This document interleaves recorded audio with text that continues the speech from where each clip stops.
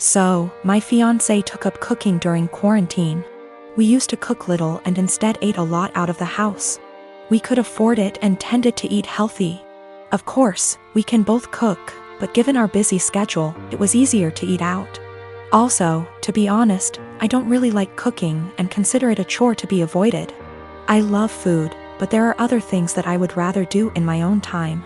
Due to quarantine, my fiancé has decided to cook more and has found that she enjoys it a lot. This is great. I am happy for her that she has discovered something new that brings her joy. Turns out she's pretty good at it too, and she cares about learning new skills, etc., so I benefited too. I still don't really like cooking myself, as I said, so in exchange for her putting all that effort into cooking, I help her out by paying for takeout in the evenings when she doesn't feel like cooking, and also I do everything else, wash the dishes, clean the table, etc. on the days she cooks. To the best of my knowledge, she agreed that this was an appropriate compromise, and of course, if she felt it was unfair, I would be happy to fill the gap in other ways. But she seemed to enjoy it. As her culinary experiments expanded into baking and became more complex overall, she began to involve me in cooking. I would go into the kitchen to have a drink and check it out, and she would say, "Oh, could you help me chop this while I fry this?" Or something like that. I cut carrots for her or something like that, chatted with her about food, and then went back to my business. I didn't mind it at all. But gradually I became her sous chef, especially when she wants to cook food together. Keep in mind that her culinary experiments are complex and sometimes take 2 or more hours. So my whole evening goes into these culinary endeavors, and it happens several times a week. On top of that, she tends to boss me around in the kitchen and can be a little rude. As you can probably guess, we got into a fight over this. I told her that I don't like her attitude in the kitchen when I help, and I don't like to cook in general. I would feel better helping her if she wasn't so rude to me. But honestly, I don't want to spend 8+ hours every week cooking. It's not my hobby, it's hers. If she wanted me to take part in cooking, I bought everything or cooked something simple. She was very upset. She said it was unfair, that I was enjoying the fruits of her labor but not doing my part.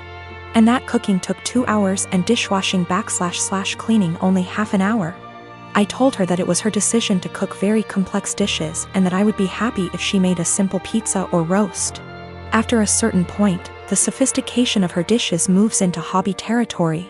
And I resent being made to feel like a bad partner because I don't want to spend a few evenings on her hobby. We haven't really worked it out. I actually bought / cooked my own food a few times so I didn't enjoy the fruits of her labor. But that seemed to upset her even more, and our refrigerator started to fill up with more leftover food than she could eat herself. Another time I helped her but told her I had to go on video chat at 8 p.m. and she got upset when I actually stopped helping, and left even though I told her beforehand. I'm afraid I told her somewhat caustically that I was not her sous chef to command the kitchen. I tried to discuss it with her again when we felt calmer.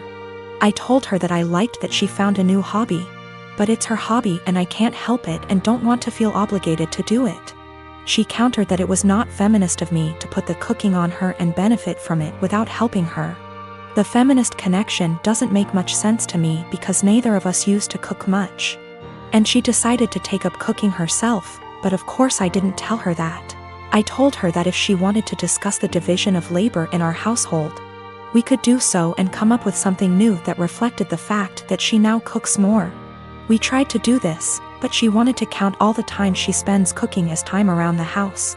So, according to her ideal distribution of housework, she spends over 10 hours cooking just dinner each week, which somehow leaves me with almost all other chores around the house. I told her I didn't like it because cooking complicated meals is a hobby. It's not fair to say that 6 / 10 hours of her housework is actually her hobby, and I have to do the equivalent amount of real housework, if that makes sense. So we are in a bit of an impasse. Am I really a bad feminist? I don't think I'm wrong. I'm very familiar with emotional labor, mental stress, and all that, but I may be wrong. I love this woman and obviously want to marry her. But we are usually good at making logical decisions, and this is the first time we have had such a disagreement.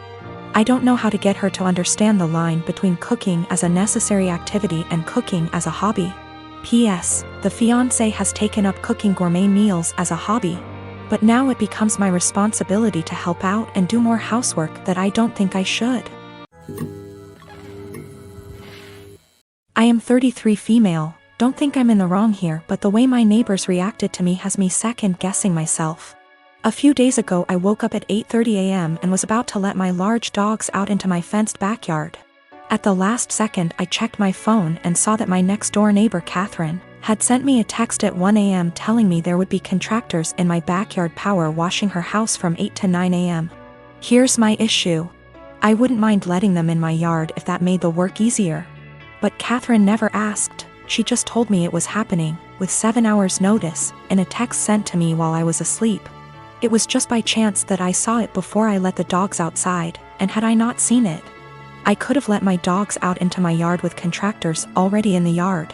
One of my dogs is a very fearful dog, and while he has never bitten anyone, that is only because I work extremely hard to protect him from unwanted encounters with strangers, advocate for him and his personal space and special needs, and never let anyone get close to him without measures taken to make sure everyone is safe.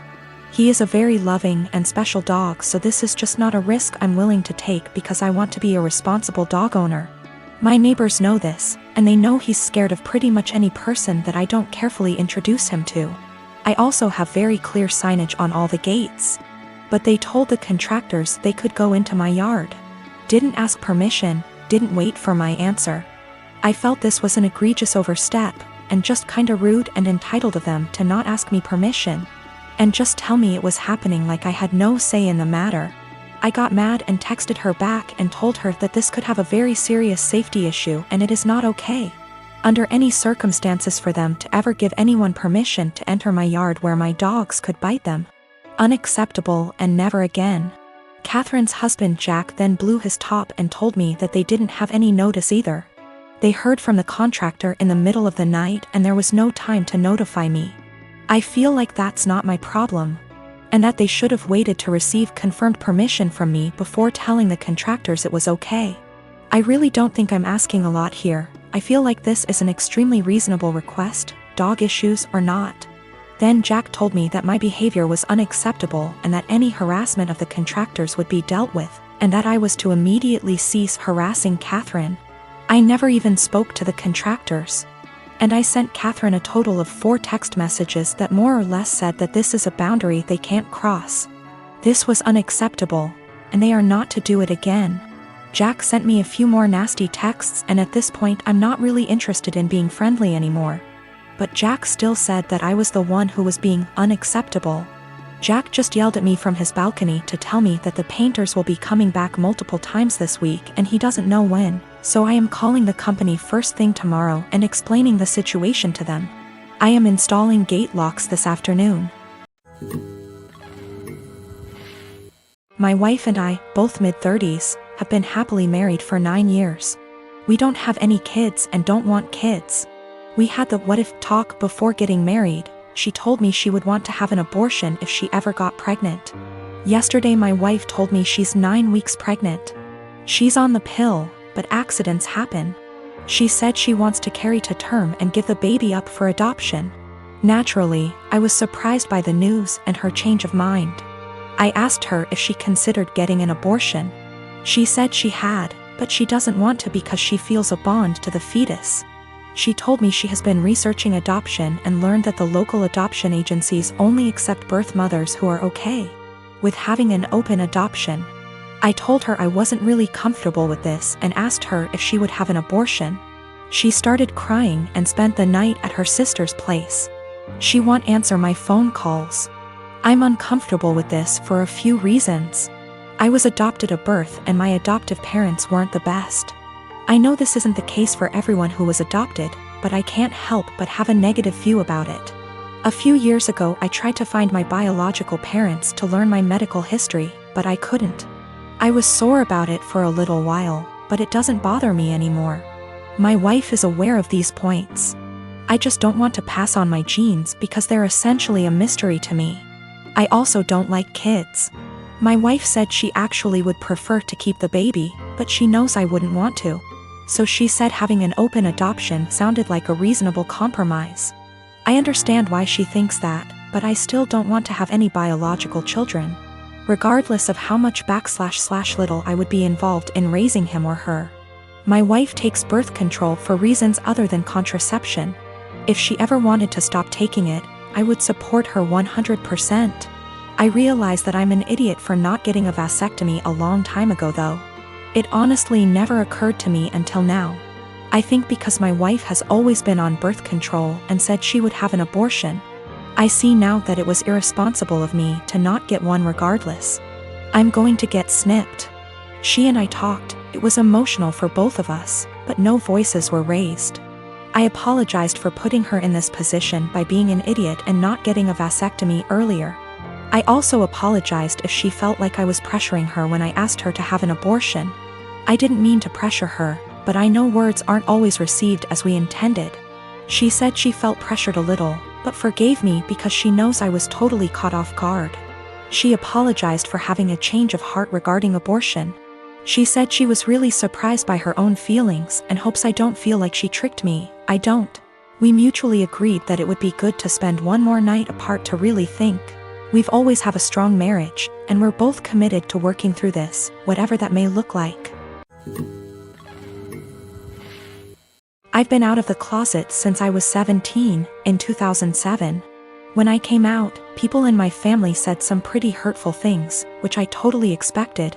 Being from a Southern Baptist family God, it hurts to admit this, but my older brother at the time seemed very receptive, surprisingly. He told me that if my dad ever gave me any trouble, to call him and he'd talk to him. That was really the last time we talked about it. Flash forward 13 years, I'm 30, and I'm getting married to my fiancé Scott next year in April. If COVID so graciously allows. I started putting a package together of fun things from my brother and I's childhood, all with the intention of asking him to be my best man. However, he called me 2 weeks ago, claiming he's wanted to talk to me about this for a long time. He went into the long tangent about how being gay is wrong and isn't what God wants. He said he thinks Scott is a nice guy and he loves me, but he doesn't think it's right that we're getting married. It was quite a shock as Scott and I have stayed with him multiple times when we visit my hometown. To top it off, and what hurts perhaps the most, he said my 3-year-old niece, whom we adore, won't be coming to the wedding because he didn't want to have to explain to her what was going on here. Notice he only said that she wasn't coming to the wedding. I think he fully expected to still be invited after this. His wife, whom he started dating when I was 12, feels the same apparently. My whole dad's side of the family feels the same way they do, but I've already written them off mostly in my mind. My mother is beyond pissed and upset at them. I think what upsets me the most is a sense of betrayal. They were my safe spot in the family. I felt like because they're close to my age and younger and went to college, they would understand and it wouldn't be a big deal to them. I almost feel a bit embarrassed because Scott comes from a wonderful Italian Catholic family and they've never been anything less than loving and supportive. I told them that, on what is supposed to be one of the happiest days of my life. If they or anyone else is sitting in the audience and in the back of their mind thinking that what we're doing is wrong or not right, they should just stay home. I know my brother and family love me, but it feels up to a point, conditional, and limited. I told them that they learned being gay is wrong, they weren't born not liking gay people. So they can unlearn it, if they were willing. But I don't think that's going to happen.